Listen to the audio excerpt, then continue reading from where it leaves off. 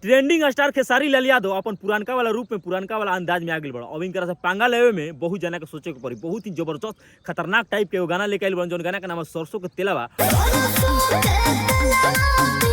और ये गाना सोशल मीडिया पर बहुत ज्यादा ट्रेंड करता, बहुत ज्यादा बाजता। भाई खेसारी लाल यादव का असली पावर का होकेला और ये गाना से पता चल जाता। और ये गाना में फीमेल गायिका बड़ी शिल्पी राज।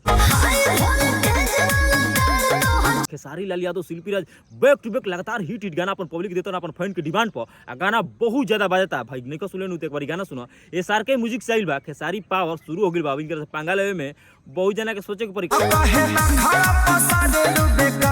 काहे कि खेसारी लाल तो फुल एनर्जी में बारन भाई। जबरदस्त खतरनाक खतरनाक गाना लाता पब्लिक इनकर गाना के खूब सुनता, खूब शेयर करता। और ये गाना में फीचरिंग कइले बड़ी आकांक्षा पुरी। खेसारी लाल यादव आकांक्षा पुरी के जोड़ी एक पीस लागता। पब्लिक इनकर जोड़ी के बहुत ज्यादा पसंद करता। भाई Khesari Lal Yadav bank two bank लगातार आकांक्षा पुरी के साथ काम करता ना, गाना भाई हिट करता। खेसारी लाल यादव का गाना रिश्ते फिल्म के हवा। भाई खेसारी लाल यादव बहुत ही बड़ा प्रोजेक्ट में वो काम करता ना, जौन फिल्म के नाम रिश्ते, वो फिल्म के गाना आज छूटल बा। आ गाना भाई ट्रेंड करे लागल। खेसारी लाल यादव अपन पावर दिखा दे बड़न। जितना भी कटर फैन बड़न भाई, वीडियो को जरूर शेयर करें, वीडियो को जरूर लाइक करिए। कैसे खेसारी लाल यादव बहुत ही बेहतरीन गाना लाओ तो अपन फैन के अपन पब्लिक के डिमांड पर गाना चारों तरफ बाजता। कोनो भी कलाकार खेसारी लाल यादव से पंगा ना ले सके।